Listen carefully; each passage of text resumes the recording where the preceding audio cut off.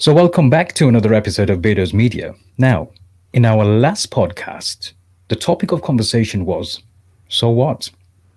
Not the careless type of so what, but the more questioning, investigative type of so what? What do we sow? So, in summary, we discussed family, business, financial investment, kids, all that kind of stuff. So, the natural progression for that topic is now going to lead on to how so? How do we sow the seeds for our future? More on this after this.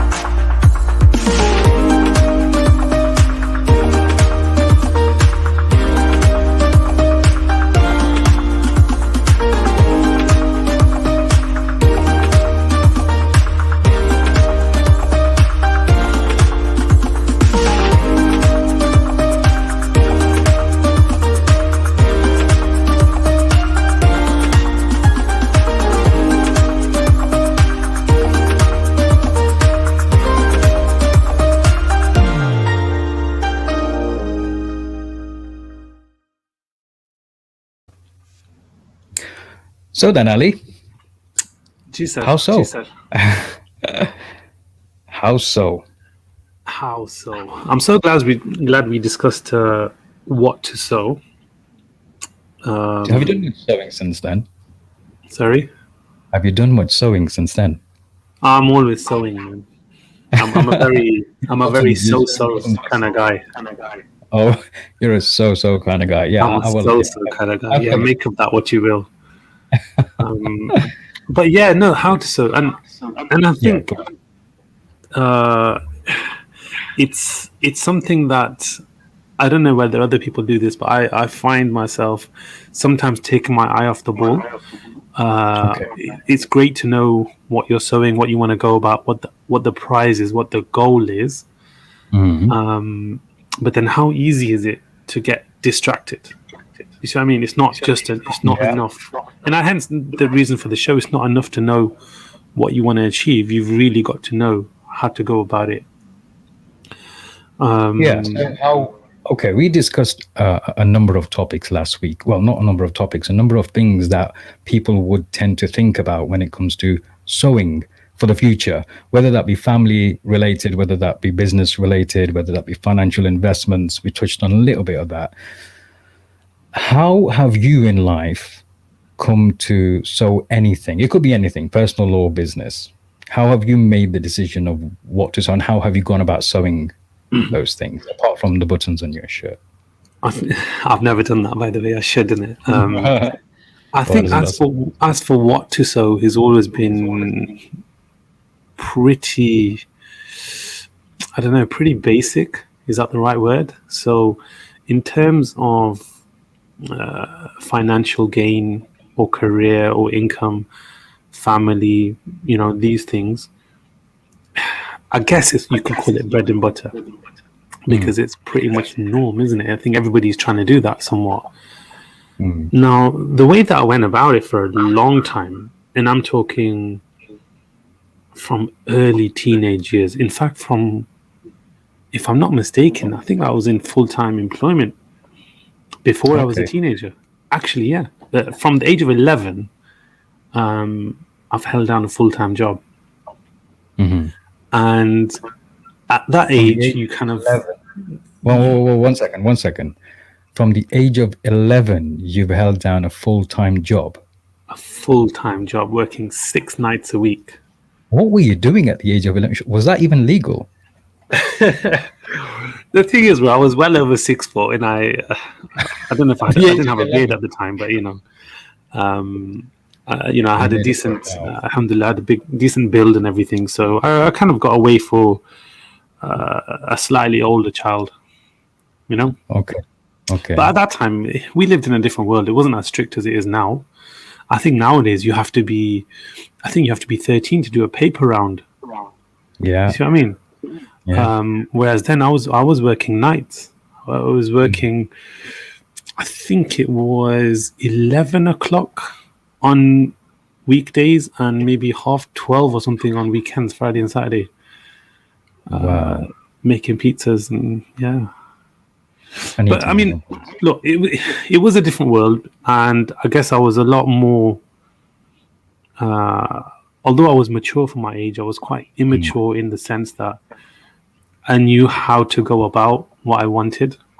Hmm. So How do you know what you want at the age of 11? I don't know if you do, but my goal then was quite simple. I wanted financial sort of stability for my family. Right. My dad was very working class. Mm. He would be working in a takeaway, and he'd have a reasonable sized family to provide for, and it wasn't easy. I Mm. mean, the household here was, there were seven of us, so five siblings and my mom and dad, which in itself is a struggle. But then you've got the added weight. I won't say weight, but the added sort of responsibility of those back home. Hmm. Yeah. And Did I you picked up, inherit for some of whatever those? reason, I picked up on this Did you from a inherit some very of early those? age. Did you Sorry, inherit some of those? Did you inherit some of those responsibilities? I would say so. I think we all do, don't we? I think naturally we inherit them, but it comes to a point where a lot of people, maybe not so much from our generation, but in the years to follow, sort of rejected them. Is that a thing? People have I woke up don't and said, know. "Why should I send money back home? Like, who are you to me? Why don't you go to work? Why don't you know?" I think some people back home have surpassed us over here, and this is probably one of the reasons as well. Yes. And Yeah. kind of overtaken what we may have had here as well. Yeah, and the thing is, our parents didn't really see that coming, whether they just didn't want to. Mm. But I used to see things like we'd be helping towards somebody build a house or pay for a wedding or pay for whatever it was, and Mm. it was like a decent affair. It was kind of lavish Mm. and kind of nice. But Mm. when it came to us, we lived a lot simpler than that. Right. Yeah. So Did you notice? Did you notice? I don't know about you. I noticed this. And every time when I went back home to like Pakistan, I would notice the people over there, including the youngsters. Like here, we'd like be a big family and we'd share our bedrooms and all sorts of stuff. Right? We'd have hand-me-downs, clothes, and everything. yeah, But the lifestyle in Pakistan is completely different. I went in 1999 once. I mean, I've been loads of times, but I will never forget this one particular experience. I went in 1999, and I remember this one particular family who we used to share stuff with, if you know what I mean. Yeah. And then whenever we were there, we would never let them pay for stuff, and we would try and pay for it ourselves or share stuff from here or send some gifts and stuff like that. But when I went to their house, the young lad, he had his own he had his own bedroom, he had his own TV in his bedroom, he had his own music stuff in there, and there is the done thing. You get tailor-made clothes, right? And that's like here it's a big luxury to have tailor-made clothes. oh And you yeah, think definitely. their lifestyle, and when you go to the inner cities, you notice the people in the inner cities have actually progressed furthermore than the migrant communities who moved in here into the West, because here they tried to kind of hold on to the culture which they brought with them, not realizing that those back home had actually moved on. Do you Yeah, see what I mean? and, They and moved I on think and we this is stayed behind. it was important, for us or our parents or our children to kind of realize, okay, I will help the helpless. I will Mm. do my bit, but we need to not go above and beyond. When you You're saw that trying to kid's bedroom, you're trying to be careful with your words now. nah, you know what? It is what it is. But look, I'm not saying whether it is or isn't in your case, but it's happened so many times where someone's gone over from here, Yeah. met someone their age, say their first cousin or whoever, Mm. and this guy has fresh laundered clothes, crisp cotton suit Yep. every single day. Yeah. He's got a brand new motorbike outside, Yeah. polishes it, and he shoots off to wherever he goes, yeah? The coffee shop or the snooker club, Yeah. whatever. Yeah. And you look around his room and you think, this dude is living better than I am. Yeah. Yeah. Which that's not the problem. The problem isn't that. The problem is your parents are paying for him to live like, or you're paying for him to live like that. Yeah. So a lot of people can probably relate to this. Is that, hang on, my dad is paying for him to ride around on a brand new motorbike and wear these nice clothes and not have to work and everything. Yeah. And I have to share my room with 3 siblings and wear their hand-me-downs. Do you know what I mean? And there's no such thing as an electronic device in my room, apart from the light bulb, which I don't know if It still counts. It still counts. it counts. But this is where we need to know the difference, isn't it? Oh, And I absolutely. think our parents were sowing seeds back home to the point where just the whole balance and everything was just lost.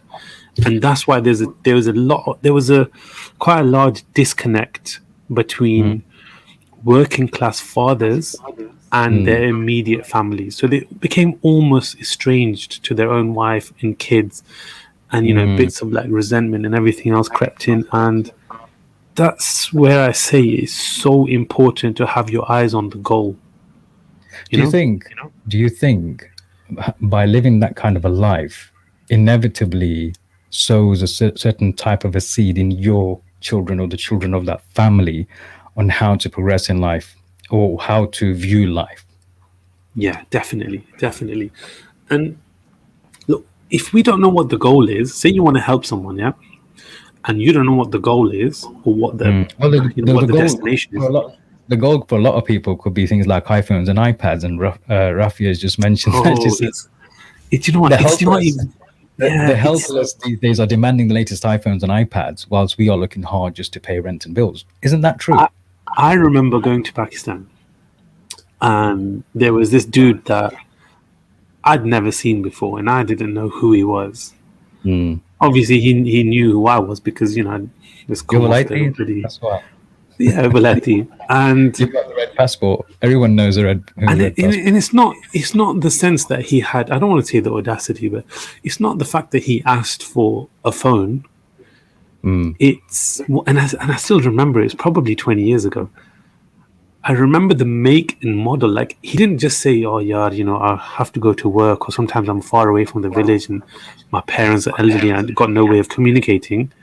Yeah. He goes, "Yeah, Samsung D500 I remember that. D500 PG. D500, like, yeah. And I just pulled out my own phone and I said, "Bro, like, isi taka, Yeah, initially it used to be the Nokia's 6230. But if you knew your phone, they wouldn't say the 6230 Bart 3, they'd say Bart 3i.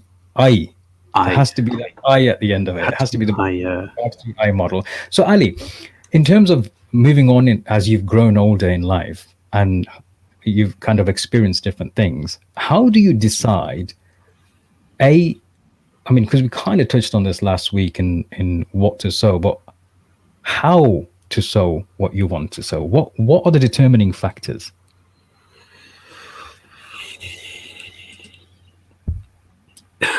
It's knowing what you want to sow, but then how far you want to sow it.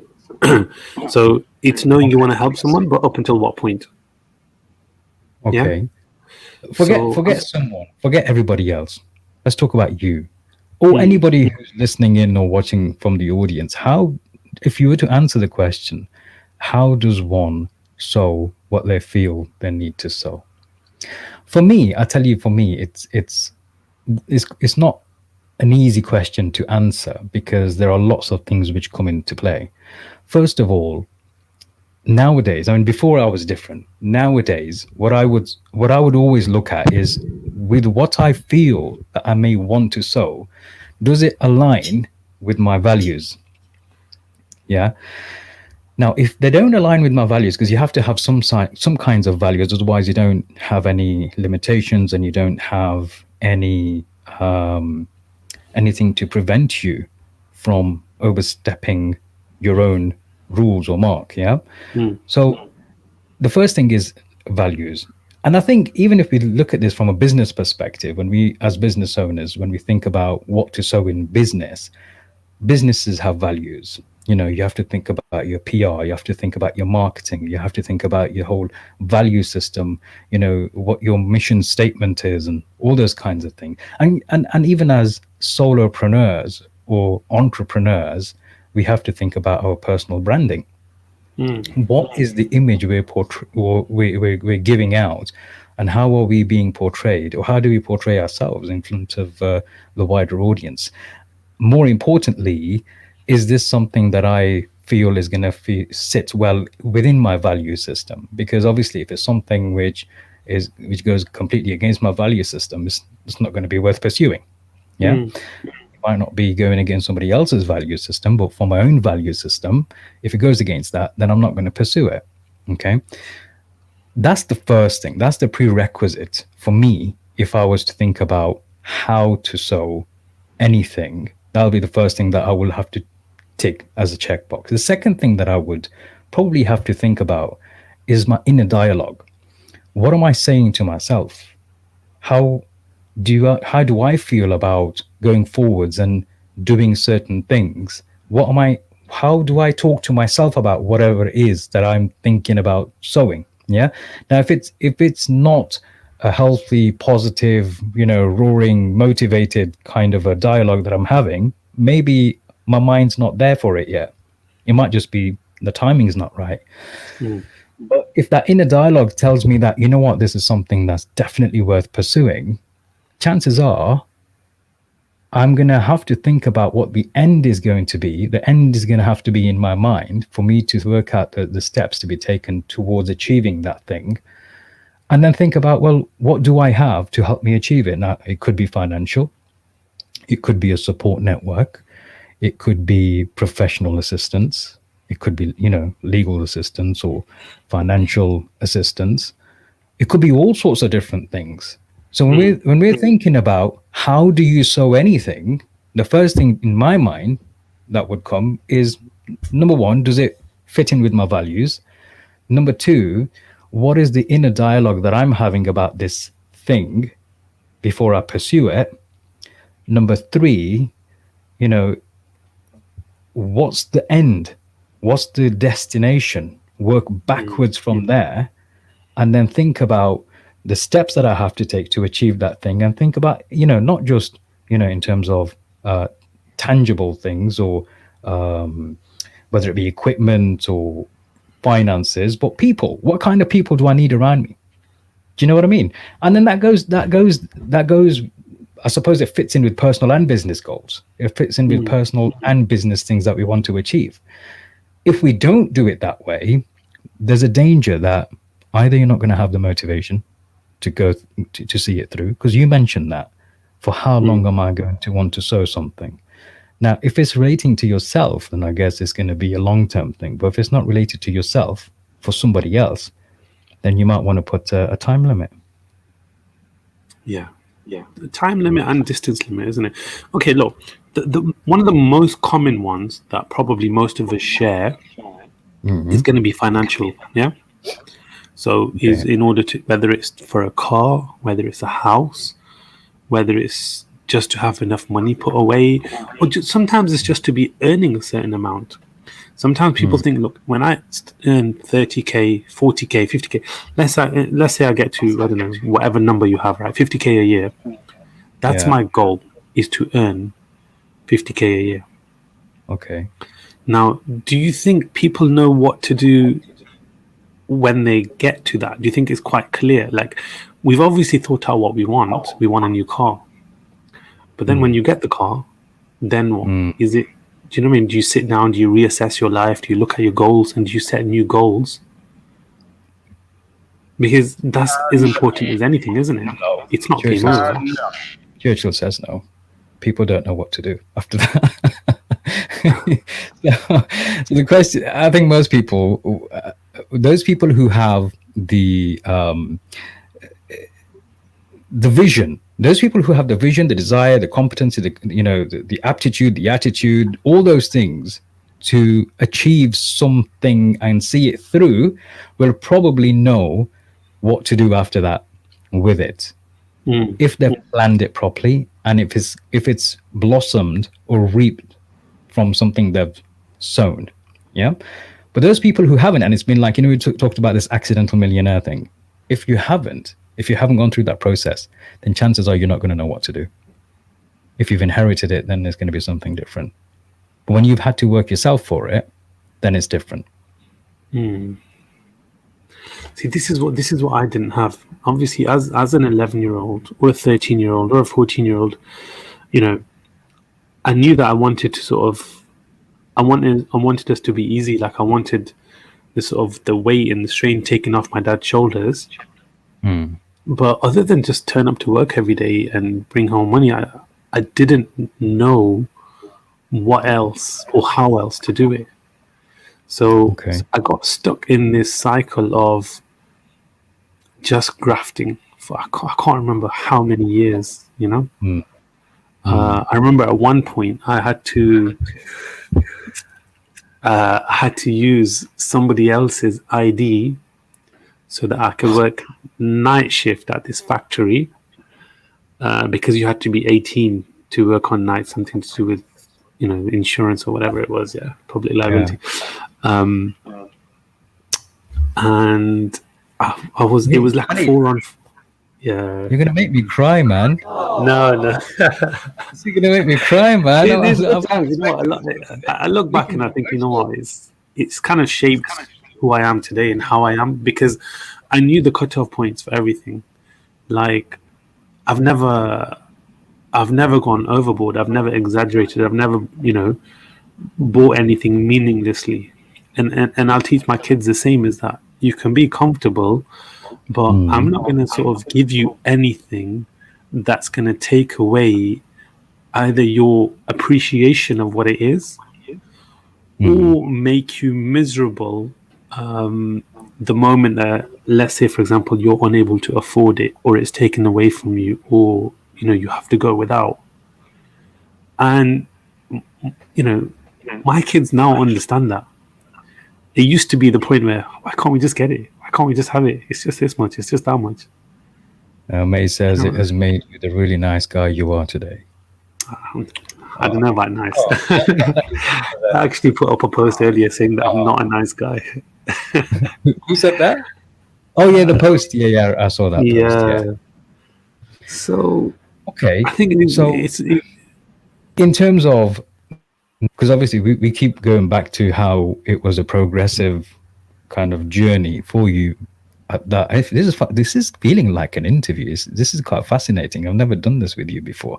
So you've moved on, let's just say now, from the age of 11, and you've made a fair bit of money to help support your family. Now you have families of your own. What's changed in your thoughts, if anything, in terms of sewing and how to sew? Because look, before it was still for somebody else.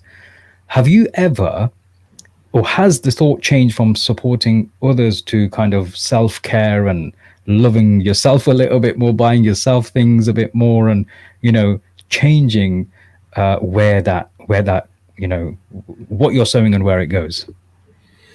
Yeah, I think so. I think I've changed quite a lot along the way. But are you getting my echo? Yeah, I'm getting. Oh, you sound a bit odd. I don't know, something with the mic. I've been told that before. That's really weird. I don't know why we're having this technical glitch. Let's have a quick look. Any better? No. Okay, I'll do something. No, I don't know. We're not gonna. What did you think was gonna happen? Okay, I don't know.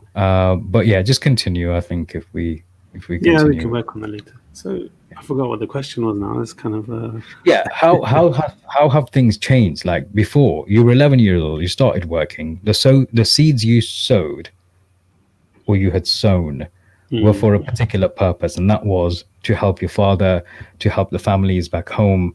Now there's a bit of a disconnect, as you mentioned, between those priorities. Now the priorities lie more closer to home for your own families. Yeah. Have you now found yourself that in in the journey to helping your own families, you feel that there is more of a need to help yourself? It's not so much help yourself, but I think a lot of these people needed help in a different way. And it goes, you can sort of refer to the example of is it a fisherman, or if you give a man a fish and he'll eat for a day, If you teach him how to fish, you teach him how to fish. And I think I adopted that sort of strategy when it comes to a lot of things very early, and I asked a lot of questions, even of people, that were sort of needing help or whatever. And I just approached it very differently. And the same with my kids, and the same with myself, and say, look, you only ask for help when maybe that last 10-20% push. If you're, I know you're an avid gym goer and you like to sort of pump iron, but when you're lifting weights, the gain is yours, right? Nowadays, the gain is yours. So you're going to push yourself to the limit, and sometimes just beyond. Then for somebody to help you spot you makes sense, right? Now, if somebody was to come along and lift that weight for you, would you benefit?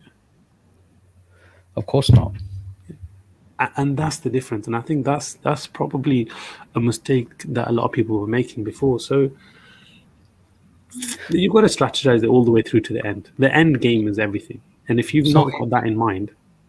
Yeah. So in your strategy for the end game and strategizing it well, where within that strategy do you fall for yourself? The things you do for yourself? For myself. That's the question.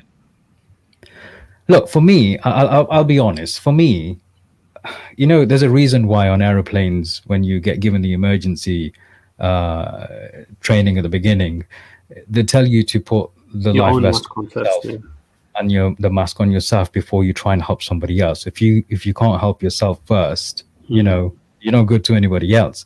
And this is why I was asking the question, because I think in anything in life, when we're looking to sow whatever we decide to sow, we have to understand, do we have the right equipment, or are we equipped well enough ourselves to deal with or see through into fruition what we're about to sow? Yeah. Far too many times you see people, this is why, I guess, one of the reasons why so many businesses fail, they say 2/3 of businesses fail within the first 6 months or something, or 12 months or whatever it is. Not enough thought goes into the other stuff. They think they've got a great product, which they may have, but they've not thought about, okay, how is this going to be marketed properly? How am I going to get this to be properly represented? How am I going to sell it? Yeah. They think everything's going to happen like magic. Not me, but magic. So it doesn't always work out like that. So the question then arises, what were the reasons for the failure? Lack of motivation, lack of finances, lack of a good strategy, lack of long-term thinking, or a goal or a vision of how this is going to work, lack of a support network, lack of a PR, lack of all these things accumulating into some of the main reasons why a lot of businesses fail. I mean, lack of research from the beginning is also a big reason. And this is why I say when we're looking to sow anything in life, the important thing is to first of all understand who you are. And I always say this, don't I? I always say this. If you haven't by now discovered who you are yourself, you're not going to know what your likes and dislikes are. You're not going to know what your strengths and weaknesses are. You're not going to know what motivates you or demotivates you. And all those things are really, really important to make anything in life. To sow anything, you need to understand yourself first. Is this something that's really my cup of tea or not? Because if it's not, then what the hell are you doing trying to do it in the first place? This is why, as I mentioned, values right at the beginning, that if whatever I'm about to embark upon or sow, is it going to fit in with my values? If it's not, then it's not going to motivate me for very long. It's not going to feel good here. Might not get a good night's sleep. So all these things are really going to be of high importance, aren't they? Let's take the example of the product. Yeah. Now, it would be fascinating to know what percentage of people just come to market with what they believe is a good product, and probably is, and nothing else. Because the chances of succeeding with a good product alone now in 2020, 2021 is surprisingly slim. Yeah, I mean, you could get lucky if you've got something really unique or is new on the trend, like these new pop socket things that kids have got. Have you come across them? Sorry, They're what? like rubberized things, right? Which pop. They're like circular, and they've made them into all sorts of different shapes. Yeah, and they're quite new, and kids are paying a lot of money just for these rubberized, colorful toys. Don't know if anyone who's listening in or watching this live can relate to this. I don't know any kids who have done this, but every kid wants these pop things, pop sockets, I think they're called. I And remember then, fidget spinners. That's yeah, about it. so it's like another fidget spinner kind of a toy. And then, it's basically rubberized and you just pop it, it just turns in the other way Okay, around. now It's really now odd. their target market is kids, like you mentioned, yeah. Yeah. Now, do you think to a kid, or to the vast majority of kids, it's enough just to have a good product? Like as a child, do you want something because it's good, or do you want it because you've seen it, it's been marketed, your friends got it, the guy that you watch on TV's got it, Yeah, it's the in. latter. The latter, of course. Yeah. Yeah. So, That's gonna be so a better purchase in their eyes. yeah. So how do you go about that then? I mean, that's, I suppose, it's so easy to take your eyes off the prize if you just sit on your laurels and think I've got a great product here, it's going to sell itself, because it doesn't really, does it? Well, you could always jump on the bandwagon where people are already, or they've created this craze of buying, for example, these pop sockets, and then you've realized, okay, I have everyone's to look up this pop socket, bro. You keep saying it, and I'm like, I want one now. What is it? just Google it afterwards. Google it afterwards. I gotta look at it now. Yeah, but then if it's a new trend and you've recognized that it's a trend, and you've got a bit of extra cash to throw into a different product, then temporarily you might want to just import them from somewhere who make them really cheap, like China, and then just put them on eBay because they're going to sell. Everyone wants them. You see, it could be a temporary thing though. It's not going to be a long-term strategy. Yeah, you Mm. can long-term look at what's trending in terms of purchases, like places like Amazon or or eBay. But then, this is where we have to think about sowing the seed. There's a seed that's already been sown, which you've recognized as a profitable one, and then you've just come to, water it. So you're not getting your own seeds, but there's already a seed there, and you're just watering it. So Mohammed Wakas Khan is saying, yeah, my girl loves collecting it. She collects it because she watches too much YouTube. Her mates got some, they swap them, they bid for them. She makes a bit of change for herself too. Wow, okay. You know what? I can appreciate that. I get that. I I get like that. that last element, because I was just going to ask that, really. Is that, do we want to teach our kids to be consumers? Consumers or You know what I mean? suppliers? Yeah, that's a Or very good suppliers? question because yeah, Um, you're absolutely right. Um, my eldest, he's 13 now, and he has been a hustler at school.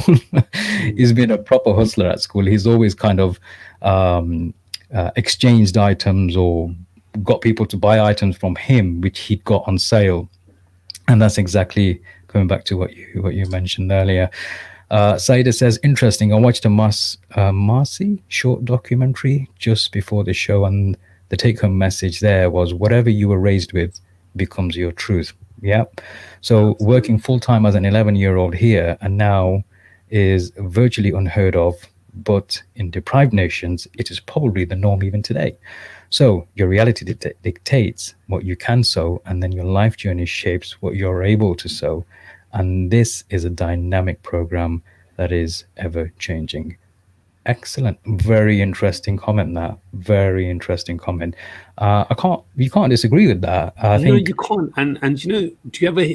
I hear my kids say it all the time. Yeah, because, bro, I'm horrible when I want to be. When Because you want to be, well, I always want to. I don't want to be, but you always want to be. it ends up that way. Is that, look? There's some things that are so simple. Walking to the shop to get milk. Mm, Yeah. In our day, we wouldn't even give it a second thought. you wouldn't get to say things like, "Oh, but it's raining, but I'll have to Mm, put my shoes on, but it's so far away." So mm, now, I'll say to them, "Look, it's just down the road. It can be a mile and a half, but to me, it's just down the road." mm. Yeah, yeah. And, you know, my kids don't even want to hear what I did when I was their age. They have this sort of preset in them that, yeah, but that was a different time. Things were different then. Why do you think they say that? Have you given them that impression? Do you know what it is? It's not me that sets the norm for the society nowadays. Like I could say to my son that, look, you're, how old is he? Okay, 15, yeah. I could say to him, look, you're 15 now. In almost every sense of the word, you're a man. So when it comes to, if somebody knocks on the door, Let me just go on, carry on. No. no, go on. So No, I was just going to say, you mentioned you're 15 in every sense of the word, you're a man. That's a very interesting comment to make, actually, because a lot of people will treat their 15-year-olds differently. And secondly, the comment to make, you're a man, is also interesting. yeah, Interestingly, for our viewers, if you didn't know, which you probably didn't, our next topic is going to be about masculinity. Is it misunderstood term? So make sure you tune into that one, which is going to be the next episode. I just thought I'd plug that in. Continue, please. yeah, why not? So look, I can say to him that, you don't need somebody to tell you, oh, you're 18 now, you're 21 now you're classed as adult, now this and now that. If I treated my 15-year-old like a boy or a child, Mm, he'll love it, he'll lap it up, he'll adjust to it, yeah? mm. Does that benefit him in any way? I don't think it does. I don't think it's, all these preset stations. Oh, you're 16, now you can do this. Now you're 18, now you can do this. Yeah, Overnight, you're 21, now you can do this. yeah, There's got to be some kind of gradual, there's got to be a bit of momentum. It's got to build. You, you've got to water it day in, day out. yeah, yeah. And the better that we understand this is that, look, this is the goal. This is what we're heading towards. Mm, You can see that now. I don't want you to say that, oh, but for example, my daughter wanted to study she wanted to get a driver's license, right? driving license. Yeah. And I said, Okay. look, the, the aim is to get a driver's license. Yeah. Mm, So whether you're 17 or not doesn't mean she wasn't 17 for a couple of months. mm. And I was like, you can still study the highway code. There's nothing stopping you. You know what's up ahead. Nowadays, it was the highway code. Nowadays, a theory test is it kind of almost, I feel like it dismisses the highway code because that's given more of a priority. Yeah. But I hear you. I see what you're saying. You know that there's a goal. You know that this is inevitable. This is something you're going to be embarking upon, a journey. So Yeah. why wait until you are officially of that age before you even start attempting to make sense of it? Why not Yeah. start now? Look, no one's gonna, you get to a certain age where you're gonna start making your own choices and choosing your own paths and everything. But Question for you, Ali. Sorry to cut you short there. Question I would have then is, if you've had that thought process, how have you, what have you done, or what strategies would you apply to help your daughter understand, or sow that seed in her mind that she should start studying for it before she turns 17? well, the thing, I'm a very simple guy. So Far I from. wouldn't say to her that she has to or doesn't have to drive, but I would suggest that having a driver's license in this day and age is beneficial. Yeah. Sure, sure. So Does she my want to advice help? is, Does she want no, to help? say that again, sorry. Does she want to drive? Oh yeah, which kid Okay. doesn't? Isn't it? So you were going to say your advice. Yeah. So my initial advice is, look, it's good to have a driver's license. Hmm. The test is only going to get harder over the years. Hmm. What you decide to do after that, keep a car, don't keep a car, is up to you. Yeah. Get yourself a license, Yeah. yeah, and then make of it what you will. So that's the aim.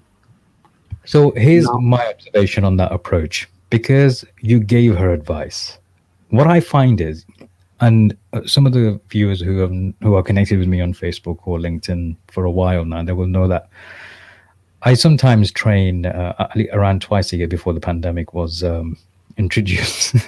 It's like almost introduced, as if it's introduced. unveiled Yeah, to the world.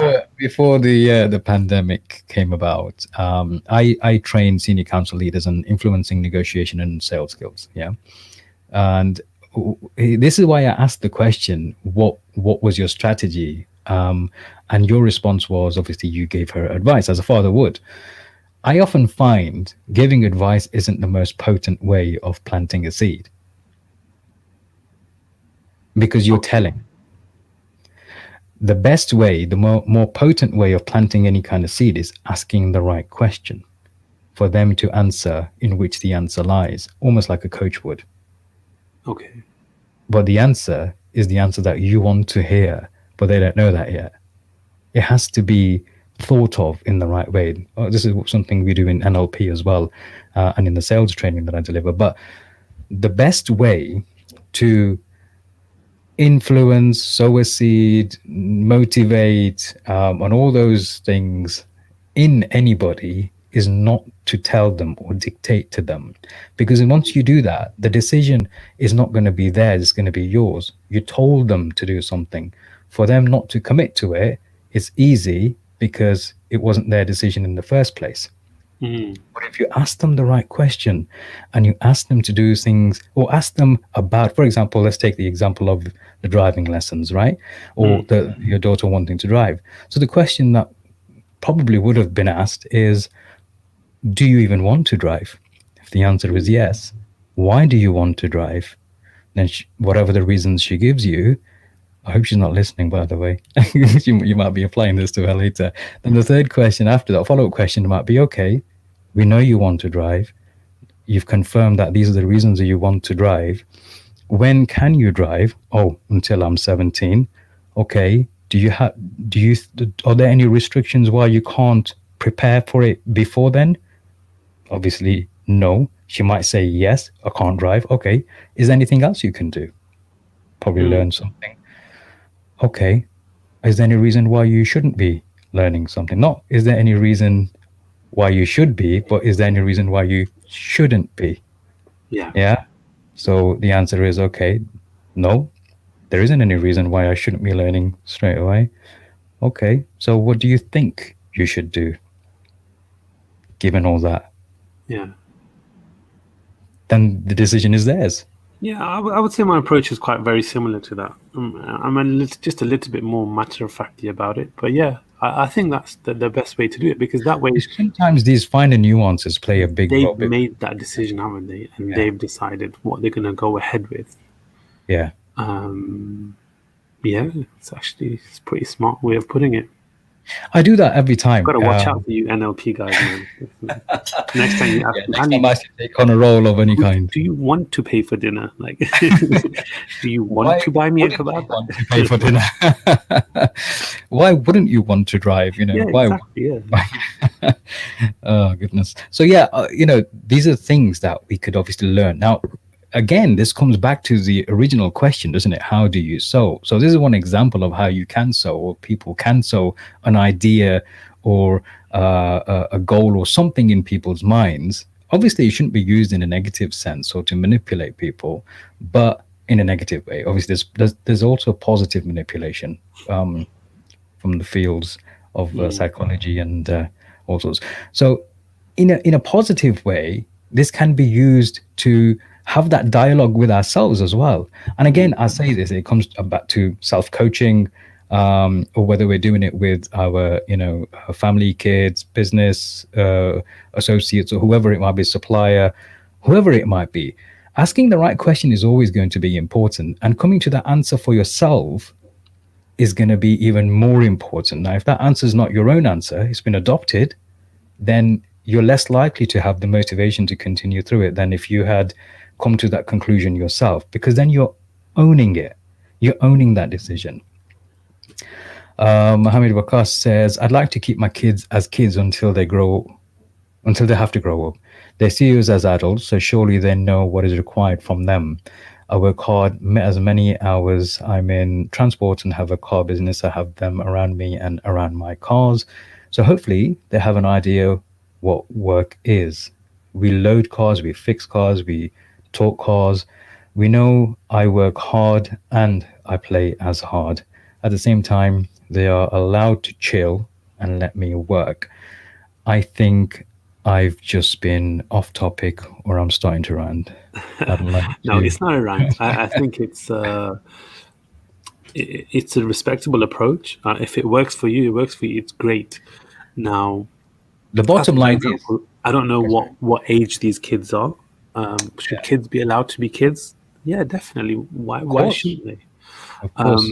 But is there an age where they start to show a little bit of responsibility? Look, a child knowing that you go to work and work hard to provide for them so that they can chill and have it easy is not enough to then motivate that child or prepare that child so that they're ready to do the same.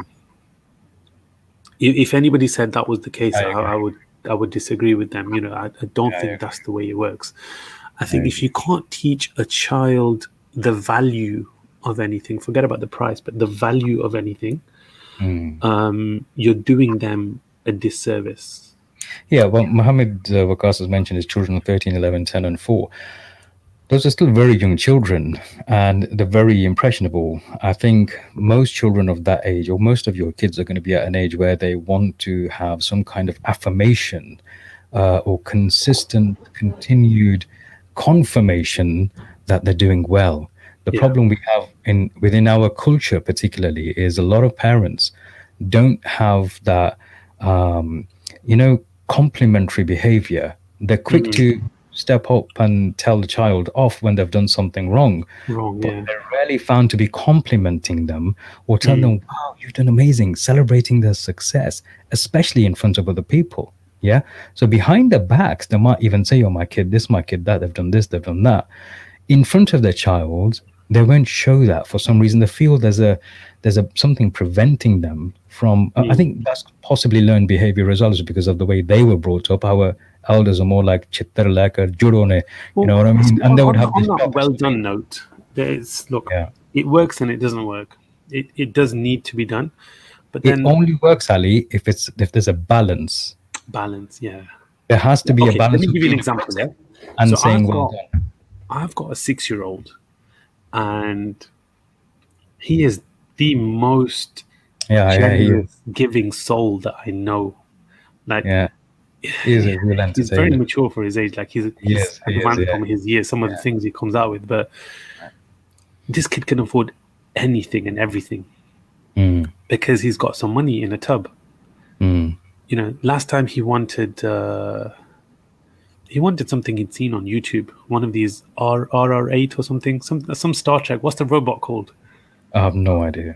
Whatever it is, I yeah. don't watch Star Trek. Not a Is Trekkie it? fan. No, it's not Star Trek, Star Wars. I don't know. Okay. And I said, look, we can't have that because they've got laminate floors, we've got carpets. They Okay. won't be able to walk around on here. He goes, yeah, Yeah. no, that's fine. I'll buy the laminate floor. I've got money. Oh, brilliant. That's not So the he's got best. a solution. He's got a solution to the He's got a problem. solution to the point where we live in an apartment, yeah, Yeah. and his mom was saying, look, it'd be nice to get a little place with a garden and stuff, Mm. and he was like, yeah, no problem with me. I'll pay for a bigger house, Wow. Okay. and that's when it occurred to me that okay, it's good that he saves up and he's got money, but look, he'll always offer to give someone something or give to charity or do whatever. I think he Inshallah. might have called you once when you were doing one of your Yeah, when I was on mad TV appeals. doing a fundraiser for Muslims in Needs. And it was either something that you said or something that you showed, and he said, Baba, why have they got no food? And I said, oh, they're poor and this. He goes, okay, what's uncle saying? I said, look, they're asking, to help these people. So he phoned you and he goes, look, I want to give all of my money to all of these people. And Yeah, it's one thing amazing. led to, and I started thinking. I said, look, this kid gets rewarded, he gets money, whatever, and he keeps offering to pay for things. He's 6 years old. I'm not going to take his money to pay Yeah, for pizza night. I would. But then what happened is he wasn't learning the value of anything because the Sure. money was never going down. It was just going up and up. Yeah. Here's this kid being generous and saying, here, you can have money, you can have money, I'll buy you this, I'll buy you that. Mm. But then that's only because he's got an infinite amount, or what he sees as an infinite amount. It's like the whole bank card scenario. Like kids will say, yeah, just get it out from that hole in the wall, Yeah, just get it out from, just put the plastic in and get it you out. Yeah. know? Yeah. And balance is very important when it comes to stuff like that. So how, I mean, okay, so we've understood the seed here that's been sown is that he's got money because he doesn't understand why, but he understands that it buys certain things. Yeah. Um, the question I would have for him or from you is that how, because you just mentioned it, he doesn't have the value for the money. How are you gonna overcome that challenge in him? This kid has to go broke. Mm. There's no other way. Like Have you ever his, tried? Have you ever tried giving him incentives to earn his keep? he Not has not sense, incentives and he does earn and he does really well. The trick that I was missing is that his pocket was never getting lighter, so he wasn't learning. Now, this kid does at times go broke when he offers to pay for things, or he wants something, or he spends lavishly, or he gives. It's great. I'm not saying it's not, but then he has to realize that, damn, I got no money left. You know? There's one thing having money and knowing that you can spend money and buy things. Question is, how much importance does he give to money over other things in his development? It's just Virtually he's just zero. 6 at the moment, man. He's nothing to Yeah. worry about. To He's be just like, fair, alhamdulillah, he's really good like that. Virtually zero. He'll give it all away in a heartbeat, you know? oh, mashallah. But it was important for him to understand. Maybe he's an extreme example. He's too young, you know, but even then, it's important for him to understand that this comes and goes. But yeah, I mean, he's too young. But you see that all the time. I've seen adults who haven't really realized the importance or the value of what they have, and it doesn't have to just be money. It could be anything. The fact that they've got a roof over their heads. You get some Yeah. really spoiled brats. Muhammad Waqas was talking about his kids. Yeah, of course, let them be kids. They have to be kids. At the same time, we have to understand that not every child has the same development journey or speed. They all develop in their own way, and different children have to be treated differently because they are unique and they should be loved. The question is, I mean, the problem I see is a lot of the times I don't see enough love being balanced with the reprimanding and the criticism, especially as the child is growing older. And I've become very conscious of that because when the child is really young, at that age 6 and below, or even up to 10 or 11, when you get to like 11, 12 and start getting towards the teenage years, I can see parents being a bit more hesitant in showing the love, especially fathers. And they want to do the boyish things or the laddish things. But what they don't understand is there has to be a balance in all of it. And whether you show love or whether you show you're being a strict father. I'm talking about being a father more than a mother right now, but I'm sure. I'm sure you'd make a great examples. mother as well. I'm sure I would. I have a maternal side to me as well. But yeah, it's important to have that balance. I've seen kids being underdeveloped, mentally unstable. I've seen kids being shy, not confident at all because in every step of their developing years, they were being criticized to be the best. And a lot of that was due to the competition between their cousins. The parents wanted that child to be better than their cousins.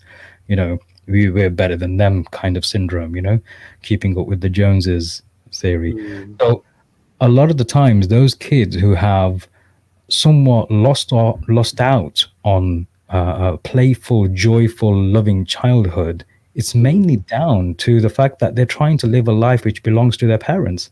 They're living their parents' lives rather than their own life. See, I think that's a very fine tweak. Let me give you an example, yeah? Go on. So we had a presentation day at my kid's school a couple of weeks back, and they had to do Quran recitation. Yeah. Yeah. So everyone in the class obviously got up on stage and recited something. Mm. And they were marked on pronunciation and grammar and all the rest of it, the tajweed and the qiraat and everything. Yeah. Now there was a first, second, and third prize, yeah, Right. which is great. But then every runner-up also got a medal. Participation prize. Yeah. Okay. Now, in Ayan's case, he didn't get first, second, or third, but he got this medal, which was obviously put on the family WhatsApp group, and the calls and messages and just flooded in of congratulations, congratulations, congratulations. Well done, mashallah, everything. I'm not saying that's a bad thing, but I had to be the person to sit him down and say, you didn't sort of win. You weren't the best. And the tweak in that is that I said, look, it's not that you weren't better than your cousin or your friend or your colleague, whatever. It's that you weren't as good as what you could have been. So this medal's great. It's good. You did good. But next year you could be better. Yeah. You see what I mean? So it's being the best that you can be. Yeah. So the seed being planting there is your competition isn't anybody else but yourself. No, it's yourself. And let's say my kid came first. Oh my! He came first. Wow. No, if you you see example. Let's say. Okay. I thought you said last year. I thought you said last year he came first. Let's say he comes first. Yeah. But I know he hasn't performed or he hasn't taken it seriously. Yeah. And next year he's like, I'm way ahead of these guys. Do you know what I mean? This is easy for me. Sit on his laurels. Yeah. That don't impress me, because I know that he could be better. He's not pushing himself. He's not making himself his own competition.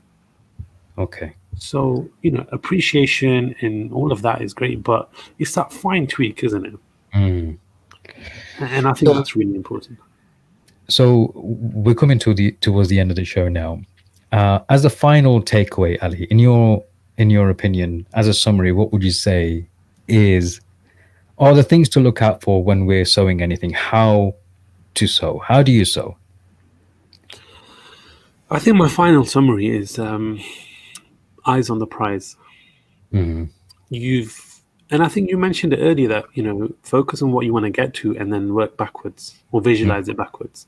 And I think any day that you get up, and even though you're working towards your goal, but you're doing it blindly or in autopilot, if you're not visualizing what your goal is, what path you're taking, how you're getting there, then it's a wasted day for you.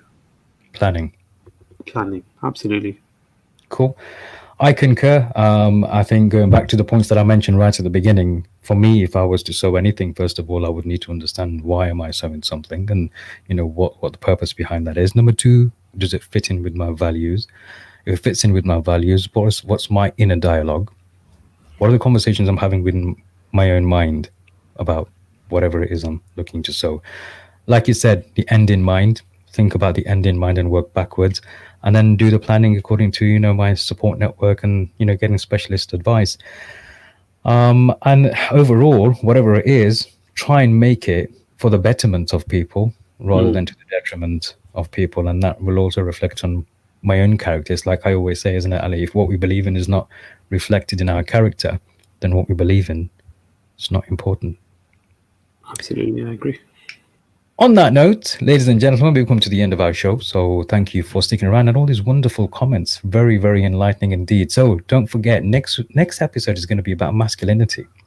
And this is a very interesting topic. We were talking about this very briefly, and we'll have a special guest, somebody who has very, very interesting insights on this particular topic. I'm expecting some fireworks between this guest and Ali, actually, because I know they have some contrasting views. So this is going to be a bit of a in the boxing ring, right? So on that note, ladies and gents, Keep tuned, subscribe to our channels, give it a like, give it a share, put a comment down somewhere, and we'll see you on the next one.